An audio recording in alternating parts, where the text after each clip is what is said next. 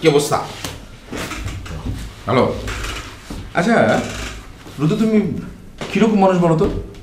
গত 6 মাসে আমার কাছে 4বার অ্যাপয়েন্টমেন্ট নিয়েছো, যে তুমি বলেছো যে একটা ভালো গল্প আমাকে শোনাবে, কিন্তু তোমার তো কোনো পাত্তাই নেই। আমি তো একটা নেহাত ভদ্রলোক, তাই তোমাকে আজকে অ্যাপয়েন্টমেন্ট দিয়েছি। আবির ভাই, আমার ফিল্ম আপনি প্রডিউস করেন বা না করেন সেটাই ব্যাপার নয়। আপনি যদি আমাকে অ্যাপয়েন্টমেন্ট না দিতেন তাহলে কিন্তু আপনি লস করতেন। লস করতাম কীরকম? আপনি একটা অত্যন্ত ভালো গল্প শুনতে পেতেন না, আপনি বঞ্চিত হতেন।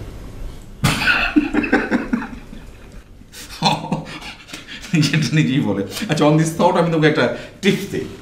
মানে তুমি যদি কখনো ফিল্ম মেকার থেকে সরে যাও, মানে প্রফেশন চেঞ্জ করো, তাহলে তুমি মার্কেটিংয়ে যাও। তুমি খুব ভালো করবে, অরিজিনাল। জবটা কি এই অফিসেই হবে? তুমি এটা আসলে স্মার্ট ছেলে। এনিওয়ে, আমার হাতে খুব কম সময়, গল্পটা শোনাও। জনরের দিক থেকে বললে গল্পটা রোমান্টিক গোত্রের, তবে এটা একদম কন্টেম্পোরারি রোমান্টিক ফিকশন। এক মিনিট।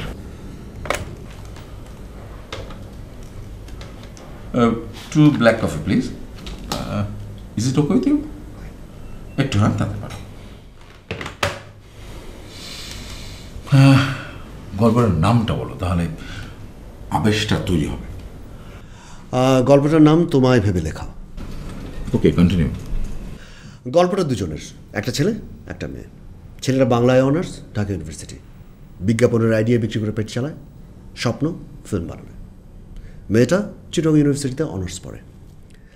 ঢাকায় বেড়াতে এসছে 1 মাসের জন্য, উঠেছে খালার বাসায়। একটা ফিল্ম ফেস্টিভ্যালে ওদের পরিচয়। Film festival? ব্যাপারটা কি বলতো? প্রতিটা ফেস্টিভ্যালে ঘুরে ফিরে সেই একই গদবাঁধা ছবি, মুখস্থ আছে 9-10টা টেক্সট ফিল্ম, যখনই করে ঘুরে ফিরে ওগুলাই দেখায়। আরে আমার এগুলো একদম ভালো লাগে না, মাথা মুন্ডু কিচ্ছু বুঝি না। আমার কাছে ওই হিন্দি ছবিই ভালো। হ্যাঁ, তা তো ভালো লাগবেই, মেকআপের চোটে তো কিছুই বোঝা যায় না, সেটাই তোমার ভালো লাগবে। আচ্ছা, তুমি কি জানো তুমি ভীষণ রকমের খ্যাত? আরে রুদ্র যে। আর সাথে ভাবি, কি অবস্থা তোমার? কেমন আছো? এই তো ভালো। ইনিকে তোমার বোন নাকি? আগে তো কখনো দেখিনি। হ্যাঁ, ও তো আমারই খালাতো বোন। আগে ঢাকায় থাকতো, এখন চিটং থাকে, ওখানেই অনার্স দিছে। বাহ, বেশ তো। ভালো আছেন? আপনি ছবি বানান? মানে বানাইনি, বানাবো, ট্রাই করছি। আরে তুই তো জানিস না, রুদ্র অনেক ট্যালেন্ট। ওই যে সুগন্ধা মরিচের একটা দেখিস না, এটা তো ওই বানিয়েছে।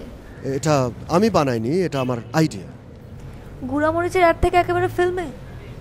বোঝা গেল 2011 সালেও ফিল্মের অবস্থা কেন। আচ্ছা, আপনি কি জানেন সত্যজিৎ রায় বিখ্যাত হওয়ার আগে বিজ্ঞাপন সংস্থায় কাজ করতেন? বাবা, একেবারে সত্যজিৎ রায়ের এক্সাম্পল। না, এক্সাম্পল না, এটা একটা রেফারেন্স আর কি। আরে কি ঝগড়া শুরু করলি? চল তো। হ্যাঁ চলো। চলেন।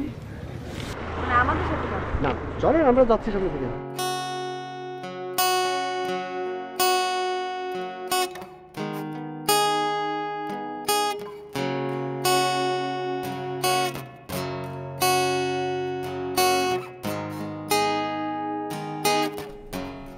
প্রথম দেখাতে ঝগড়া বাঁধিয়ে দিলে? ঝগড়া তো শুরুই করতে পারেনি। 1 সপ্তাহ পরে ছেলেটা ফোন দেয় মেয়েটাকে। মানে নায়িকাকে?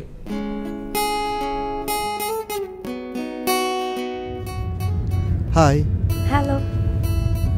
বসুন না প্লিজ।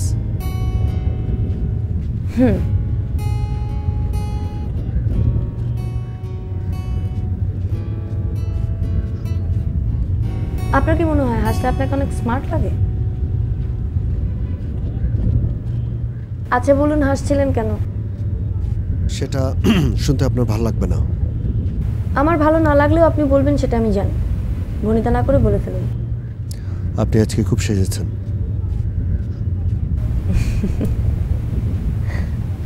Very smart. আমি মোটেও আপনার জন্য সাজিনি, কলেজে একটা রিউনিয়ন ছিল, দ্যাটস ওয়াই।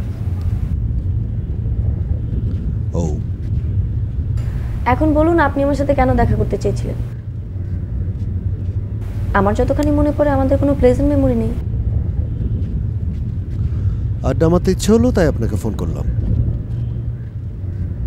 উইকেলি ভাই, মানতে পারছি না। দেখুন, সেদিন আপনার নাম সেভ করার সময় ভুলে একটা ডট সেভ হয়ে গেছিল, সুতরাং ফোন বুকে আপনার নামটা প্রথমে ছিল। যদি বিশ্বাস না হয় দেখুন। রিয়েলি? Thank you.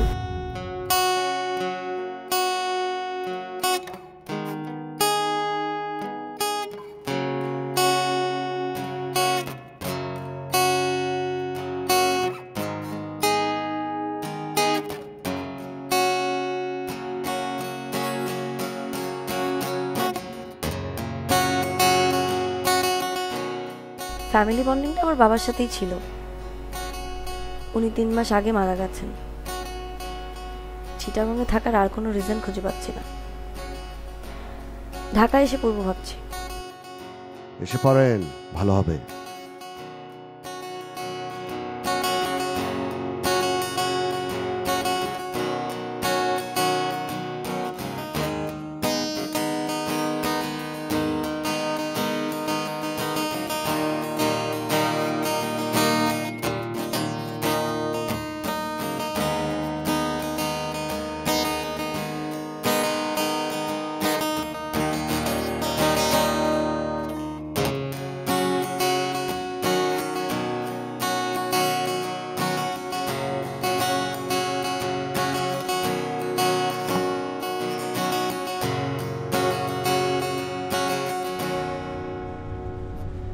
বাবা মা গ্রামে থাকে, আমি একাই থাকি ঢাকায়। একা একা থাকতে খারাপ লাগে না? একা আর থাকা হয় কই, সারাদিন তো আড্ডাবাজি চলে। রাতের বেলাটা পড়াশোনা করি, তখন অবশ্য একা থাকাই ভালো। তা অবশ্য ঠিক। আপনাকে একদিন নিয়ে যাবো আমার বাসায়।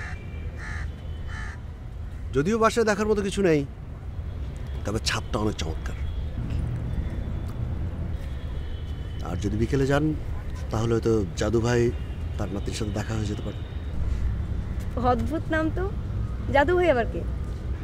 আমার পাশের ফ্ল্যাটে থাকে, একসময় জাদু দেখাতেন। সংসারে বলতে গেলে বুড়ো বুড়ি আর ওই এক নাতনি। ছেলে মেয়ে? ছেলে ছিল, আর এই যে একটা রোড অ্যাক্সিডেন্টে ছেলে আর ছেলে বউ মারা যায়। মেয়েটা মিরাকেলে বেঁচে যায়। তো স্যাড পার্ট হচ্ছে এরপর থেকে মেয়েটা আর কোনো কথা বলে না। Poor girl. তারপর থেকে প্রতিদিন বিকালবেলা জাদু ভাই ছাদে ওঠেন, মেয়েটাকে জাদু দেখান। মেয়েটা যদি বিস্ময়ে কখনো কথা বলে ওঠে,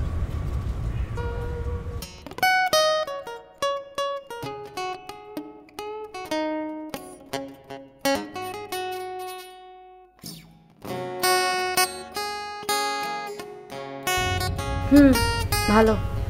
শুধুই ভালো? খুব কমন রিমার্ক হয়ে গেল না? So what do you expect? Do you want me to criticize the script? Criticise না, একটু ইলাবোরেট হলে হতো না? তাহলে এটা থাক আমার কাছে, 2-একবার পড়ে জানাবো। ওকে। তো আজকে কি এনেছো আমার জন্য? ও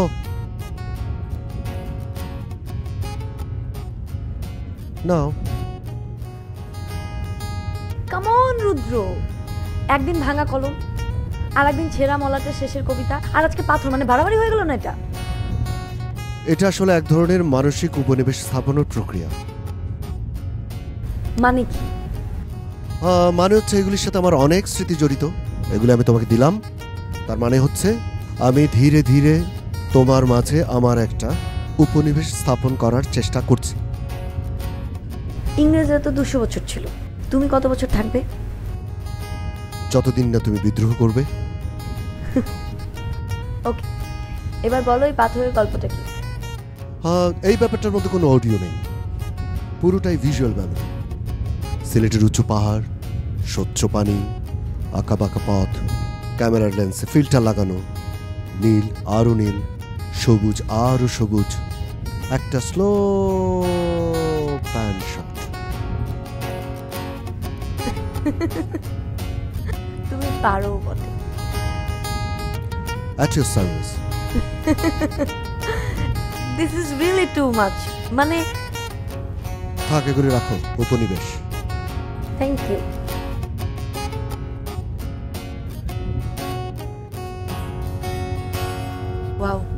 গোলাপ, তোমার সাথে একদমই যায় না। আমি একটু পুতু পুতু টাইপের প্রেমিক হতে যাচ্ছি। গোলাপের জন্ম একটা ট্র্যাজেডি থেকে, জানো? কিরকম? গ্রিক দেবী অ্যাফ্রোদিটির দুজন প্রেমিক ছিল, অ্যারিস আর অ্যাডোনিস। অ্যাডোনিসের সাথে প্রেমিকার প্রণয়ের কথা জানতে পেরে অ্যারিস অ্যাডোনিসকে খুন করে, আর অ্যাডোনিসের রক্তবিন্দু থেকে গোলাপের জন্ম। তোমার লাইফে কোনো অ্যারিস নাই তো? তুমি যেমন অ্যাডোনিস সেটাকে বললো। কোথায় গ্রিক দেবী আফ্রোদিতি আর কোথায় তুমি? পাটকেল তো ভালোই মারতে পারো। ছেলেবেলার অভ্যাস। সেটাই দেখছি।